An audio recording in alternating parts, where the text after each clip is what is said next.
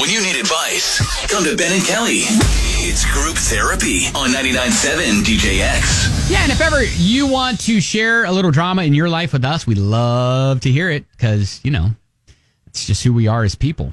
We'll try to get you some help, toss it out to our listeners, and see what we can do for you.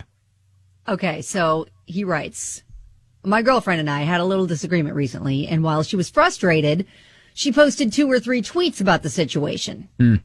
After we talked about it, things were sorted out, we moved on. But there were still the tweets out there with responses from the strangers who follow her. Now, I'm typically a pretty private person. I'm not one of those people who shares everything that happens to them on Facebook and Twitter and stuff like that. Is it unreasonable to ask that neither of us post things involving the other person or our relationship without asking the other first? I don't like the idea of 400 strangers knowing she was annoyed about some minor thing that we dealt with in one quick conversation. And honestly, I was over it, but reading the comments kind of makes me mad again. Oh. And what about the next time? What if it's something major? Man, yeah, I mean, can we answer all of this by just saying communication? Like, communicate with the other person is probably the best way to approach this. Yes. I mean, so do you ever, you don't ever tweet about disagreements or ask people to pick sides, like who's right, who's wrong in this situation, do you? No. I don't put that on social media, but I use my social media differently than other people do. Some people don't have microphones like you and I do. And so their microphone is their social media. And so, yes. And Eric texts us and says, Ben, you can answer most of these therapy sessions with communication. Yeah, you can. You can. But if everybody communicated perfectly, then we wouldn't even have a segment. And so, that's where it comes in. Maybe they're not great at it. Actually, Jessica did kind of point this out. I agree with you. It's not unreasonable. Keep relationship drama or issues that may arise off social media altogether. I would have a conversation, explain your why. On another note, you are kind of doing the same thing by calling into a radio show. Well, to be fair, I tried to call him about this on the radio, but he was unavailable. Maybe he realized that at the last minute. Just like, wait a second. Yeah. Abort mission. So yeah, I guess, especially if you've been in this situation where you have been in the shoes of the guy where every little conversation that you have, and I bet Kim could probably talk about this too, where 100%, he's literally posting their private conversations on Instagram for everybody. Yeah. Not a good move. Right. So, if you've been in that situation, we'd love to hear from you and how you dealt with it. 502-571-9970.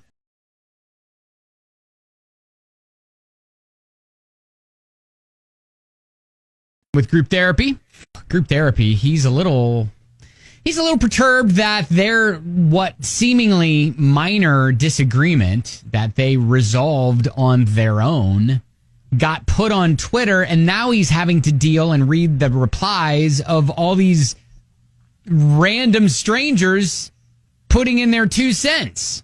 And so we have asked a lot of random strangers to put in their 2 cents to him. And a lot have, pointed out, you're kind of doing the same thing, dude. Yeah, but then Jacqueline said, listen, I don't post my drama with my boyfriend out there either. It's no one else's business but yours and your partner's. If you want advice or to vent to someone, call your mom, dad, brother, sister, best friend, or whoever you're closest with in life. And I've also asked my boyfriend to not post any of our drama on social media, and he respects that. Or call radio shows. Yeah, let us know. I memean, let's not completely axe what we try to do here. I mean, but yeah, I mean, here's the thing. It's communication. Yes, a lot of people are pointing out, well, isn't it the same that, you're kind of doing the same thing that you asked her not to do by contacting Ben and Kelly about this. But it's anonymous. It is anonymous. When you contact us, it's not anonymous when you're tweeting because they know who you are by your profile. Yeah.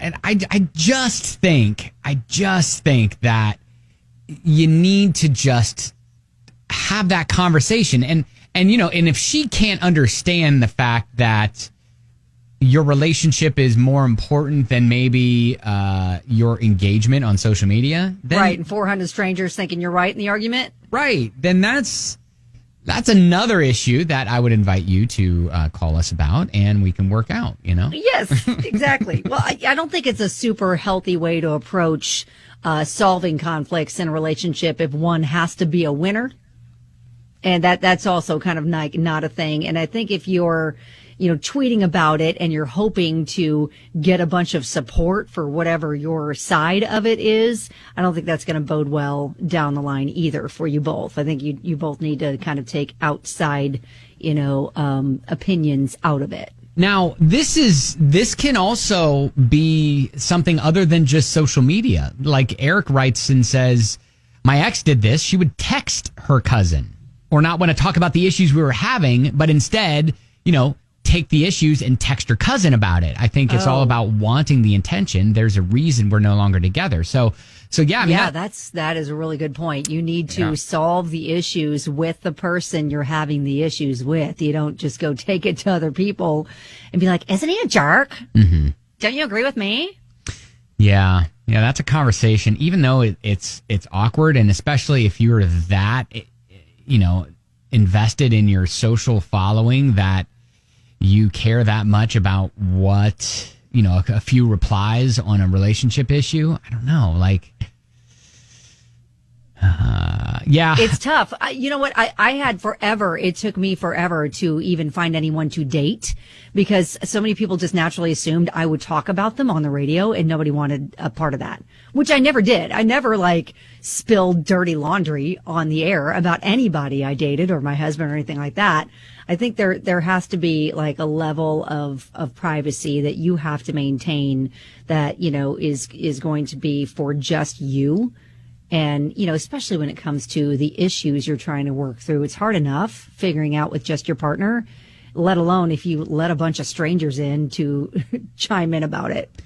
Now, whenever I talk about things personal, I try to get at least the green light or thumbs up of, hey, I might talk about this. And most of the time it's received with and answered with, I figured. Yes. So, as again, I think it's just that communication. Hey, I want to toss this out and see what other people think or whatever. I mean, even if you say something as weird as that, right. Just communicating that. But yeah, fixing the issue without all of the distractions from the comment section, because as you know from listening to this show, the comment section can be brutal. Oh, yes, it can be. Oh, people are keyboard warriors and feel like they can say whatever they want, things that they probably would never say to someone's face. Yeah. All right. Well, let us know if it helped, by the way. And if you have an issue, I'm going to go ahead and plug our own little group therapy session that we do. You can be anonymous. And sometimes having the opinion of people who aren't emotionally invested in your situation helps you see with a clearer lens. But you know what? Eric is also saying, listen, I get mentioned a lot on your radio station. I'm loving it. I need royalties or a guest appearance. Yeah, he should probably be added to the payroll. He's practically part of the team. Yeah, but how does Eric know that we're talking about the same Eric every time? All right, that's group therapy on 997 DJX.